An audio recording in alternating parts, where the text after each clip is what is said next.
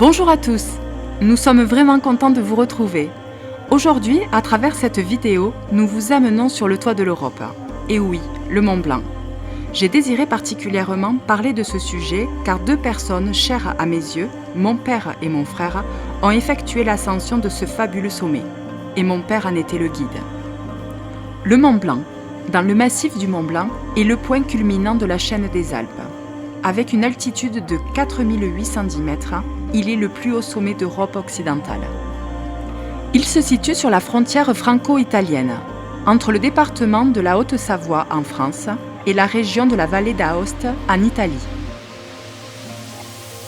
Le sommet, objet de fascination dans de nombreuses œuvres culturelles, a depuis plusieurs siècles représenté un objectif pour toutes sortes d'aventuriers, depuis sa première ascension en 1786. De nombreux itinéraires fréquentés permettent désormais de le gravir avec une préparation sérieuse. Les conditions météorologiques peuvent changer très rapidement. Neige, brouillard.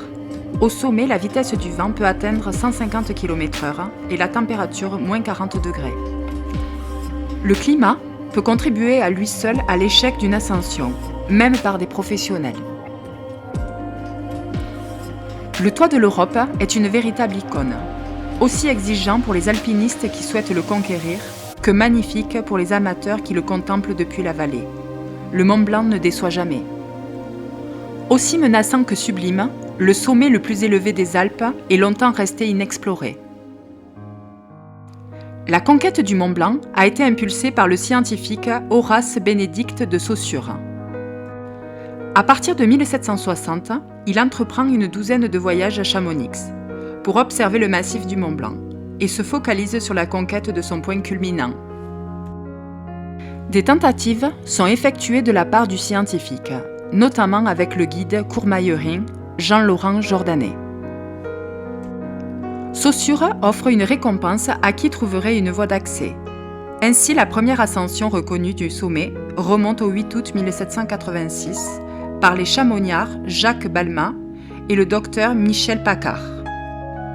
Ces ascensions historiques ont littéralement ouvert la voie à des générations de guides et d'alpinistes.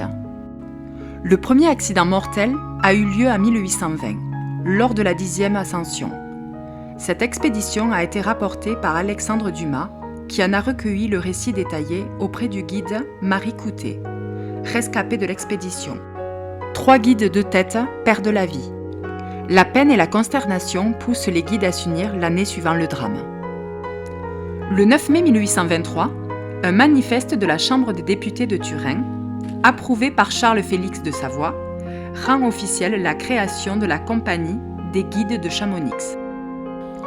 Créée en 1850, la Société des guides de Courmayeur est fondée sur le versant valdôtain, devenant ainsi la première d'Italie et la deuxième au monde après la Compagnie des guides de Chamonix. En 2018, la compagnie compte plus de 220 membres professionnels, guides et accompagnateurs. De nos jours, le Mont Blanc est parcouru par environ 20 000 alpinistes chaque année, essentiellement en été. La voie normale passe par le refuge du Goutet, rénové en 2013. Si elle attire tout type de passionnés de montagne, l'ascension du Mont Blanc nécessite une préparation physique importante, ainsi qu'un équipement spécifique. Un temps d'acclimatation à l'altitude est nécessaire pour éviter le mal des montagnes. Il est recommandé d'être accompagné d'un guide de haute montagne et de rester vigilant car les conditions météorologiques au sommet peuvent rapidement varier de façon significative. Le site du massif du Mont Blanc fait l'objet d'un projet de classement sur la liste du patrimoine mondial de l'UNESCO, en tant que site exceptionnel unique au monde et en tant que haut lieu culturel, lieu de naissance et symbole de l'alpinisme. Son nom de Mont Blanc lui vient de Pierre Martel. Cet opticien et mathématicien genevois fut inspiré par le dôme de neige éternel qui le recouvre. Nous pouvons conclure en disant que le Mont Blanc fait toujours l'objet de fascination. Il est une véritable icône et il est surtout le berceau de l'alpinisme.